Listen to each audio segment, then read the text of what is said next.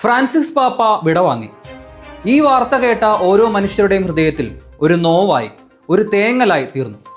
ഈറനണിഞ്ഞ മിഴികളോടെയാണ് Ernakulam Angamaly major അതിരൂപതയിലെ ചുള്ളി Saint George ഇടവകയിലെ ചാതേലി വീട്ടിൽ ജിസ്റ്റനും ടെലിവിഷനിൽ ആ വാർത്ത കണ്ടത്. പാപ്പയുടെ ചിത്രം മനസ്സിന്റെ താളുകളിൽ നിന്ന് വെള്ളപ്പേപ്പറിലേക്ക് കോറിയിടുവാനായി എടുത്ത ചായക്കൂട്ടുകൾ അനാഥമായിരിക്കുന്നത് പോലെ പാപ്പായുടെ ലളിത ജീവിതത്തെക്കുറിച്ച് വായിച്ചും കേട്ടുമറിഞ്ഞ ആ ചിത്രകാരന് വളരെ നാളത്തെ ഒരു ആഗ്രഹമായിരുന്നു പാപ്പായുടെ സുന്ദരമുഖം തൻ്റെ തൂലിക തണ്ടുകൊണ്ട് വരയ്ക്കണമെന്ന്. രോഗാതുരനായ പാപ്പ ആശുപത്രിവാസം കഴിഞ്ഞ് തിരിച്ചു വന്നപ്പോൾ തീരുമാനിച്ചു, അടുത്ത വർഷം ഇന്ത്യയിലെത്തുന്ന പാപ്പായ്ക്ക് സമ്മാനിക്കാനായി വികാരിയച്ഛനെ ഏൽപ്പിക്കുവാൻ ഇന്നു തന്നെ ആ ചിത്രം വരച്ചു തുടങ്ങണം. ദൃഢനിശ്ചയത്തോടെ ഒഴിവ് സമയം കിട്ടിയപ്പോൾ പേപ്പർ എടുത്ത് വരയ്ക്കാൻ തുടങ്ങിയപ്പോഴായിരുന്നു ടെലിവിഷൻ സ്ക്രീനിൽ പോപ്പിന്റെ മരണവാർത്ത വരുന്നത്. അറിയാതെ ദുഃഖം അണപൊട്ടി ഒഴുകുകയായിരുന്നു.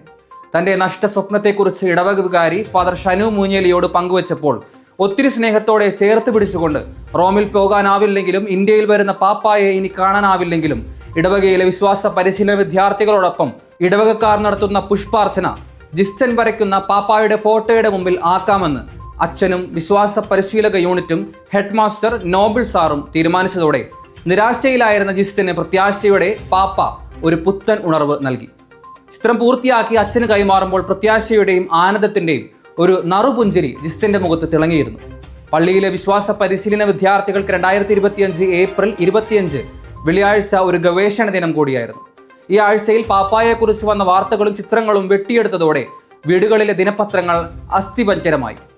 ഫ്രാൻസിസ് പാപ്പായുടെ ജനനം മുതൽ നാളിതുവരെയുള്ള ജീവിതകാലത്തെക്കുറിച്ച് ക്ലാസ് അടിസ്ഥാനത്തിൽ കൊളാഷ് നിർമ്മിക്കുകയും അത് ഇടവകക്കാർക്ക് കാണുവാൻ തക്ക രീതിയിൽ പ്രദർശിപ്പിക്കുകയും ചെയ്തതോടെ ചുള്ളിയിലെ ഓരോ കുഞ്ഞുങ്ങളുടെയും മനസ്സിൽ പാപ്പ ഒരു വീര നായകനായി.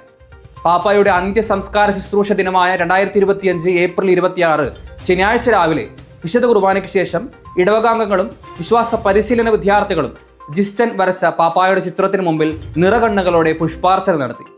ഏതു കാര്യത്തിലും വേറിട്ട പ്രവർത്തനം കാഴ്ചവെക്കുന്ന ചുള്ളി വിശ്വാസ പരിശീലന യൂണിറ്റിനെ അനുമോദിക്കുവാൻ മഞ്ഞപ്ര ഫൊറോന കൗൺസിലിൽ നിന്നും ഫൊറോന സെക്രട്ടറി സിസ്റ്റർ ലിസറ്റ് ജേക്കബും പ്രൊമോട്ടർമാരായ ശ്രീ ആന്റണി മാണിക്കത്താൻ, ഷൈബി വർഗീസ് മാണിക്കത്താൻ എന്നിവർ മുന്നറിയിപ്പില്ലാതെ എത്തിയത് വിശ്വാസ പരിശീലന യൂണിറ്റിനും ആശ്ചര്യമായി. ഫ്രാൻസിസ് പാപ്പ ഈ ലോകത്തിന് നൽകിയ പുതിയ വീക്ഷണകോണുകളിലൂടെ ക്രൈസ്തവ ജീവിതത്തെ നോക്കിക്കാണുവാനും ക്രിസ്തു ആരെന്നും ക്രിസ്ത്യാനി എന്തായിരിക്കണമെന്നും തന്റെ ലാളിത്യ ജീവിത മാതൃകയിലൂടെ നമ്മെ പഠിപ്പിക്കുകയും ചെയ്ത പാപ്പായെ വിശ്വാസ പരിശീലന യൂണിറ്റിന്റെ നേതൃത്വത്തിൽ ഇടവക സമൂഹത്തിന്റെ മുന്നിലേക്ക് നൽകിയ വികാരി ഷനുവച്ചനും യൂണിറ്റിനും പ്രത്യേകം അഭിനന്ദനങ്ങൾ. റോമിൽ ചേർന്ന വിശ്വാസ പരിശീലകരുടെ സമ്മേളനത്തിൽ സഭയിൽ വിശ്വാസ പരിശീലകർക്ക് നൽകേണ്ട സ്ഥാനവും അവർ ഏറ്റെടുത്തിരിക്കുന്ന ഉത്തരവാദിത്വത്തിന്റെ മഹത്വവും സുവിശേഷ പ്രഘോഷണത്തിൽ ആഗ്രഹിക്കുന്ന പങ്കും പ്രത്യേകം അനുമോദിച്ച് സംസാരിക്കുകയുണ്ടായി.